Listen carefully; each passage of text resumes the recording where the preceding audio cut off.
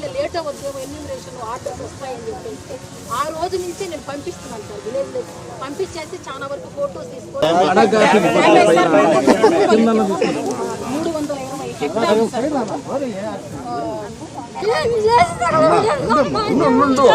320 ఏ ఒక్కటి కూడా మిస్ కానికుండా మొత్తం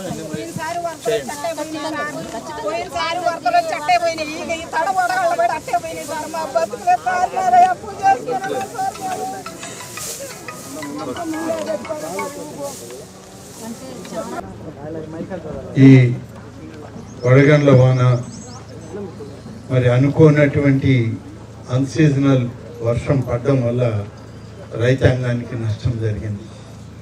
ముఖ్యంగా ఇక్కడ ఈ ప్రాంతంలో ఇప్పుడు మనం దగ్గరలోనే చూసినటువంటి భూమి ఏదైతే ఉందో ఇది రైతుల దగ్గర నుంచి పేద కుటుంబాల వాళ్ళు కౌలుకి తీసుకొని ఆ కౌలు మత్తాకు తీసుకొని పనిచేస్తూ ఉన్నారు.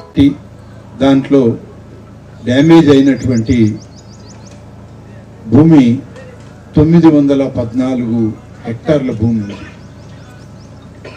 ఇది వరి పైరు. అలాగే 995 మంది రైతులు నష్టపోయారు ఈ యొక్క వడగండ్ల వాళ్ళ వల్ల అని చెప్పి ఇక్కడ మనకి ఇవ్వడం జరిగింది.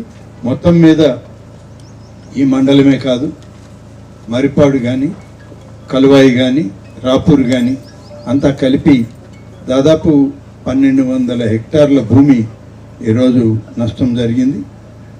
142 హెక్టార్ల భూమిలో పత్తి పంట దెబ్బతిన్నది.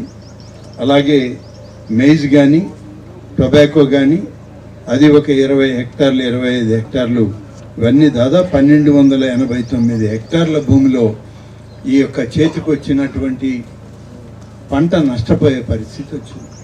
దాదాపుగా వరి అయితే గింజ రాలిపోయింది. ఆ భూమిలో పడ్డటువంటి ఆ గింజను మళ్ళీ తీసే పరిస్థితి లేదు.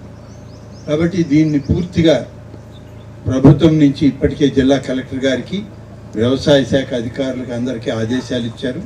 వెంటనే దీన్ని ఎక్కడెక్కడ ఎంత నష్టం జరిగింది, ఏ రైతుకు నష్టం జరిగింది అనేటువంటి విషయంలో తప్పనిసరిగా ఎన్యూమరేషన్ పూర్తి చేయండి అని చెప్పి చెప్పడం జరిగింది. ఇవాళ ఉదయం నేను బయలుదేరేటప్పుడు కూడా జిల్లా కలెక్టర్ గారు అన్ని వివరాలు కూడా చెప్పారు. మన రెవెన్యూ, వ్యవసాయ శాఖ, అలాగే హార్టికల్చర్, ఉద్యానవన శాఖ వాళ్ళందరూ కలిసి ఎన్యూమరేషన్ చేయమన్నాం. ఇవాళ రేపట్లో ఎన్యూమరేషన్ పూర్తి చేసి ప్రభుత్వానికి నివేదిక పంపించి నష్టపరిహారం వచ్చే విధంగా అన్ని రకాలుగా చర్యలు తీసుకుంటున్నామని చెప్పడం జరిగింది. చంద్రబాబు నాయుడు గారికి కూడా ఈ విషయం చెప్పాం. వ్యవసాయ శాఖ మంత్రి శ్రీ అచ్చెన్నాయుడు గారికి కూడా ఈ వివరాలు చెప్పడం జరిగింది. వారు కూడా ఎల్లుండి మేమందరం కలుస్తున్నాం.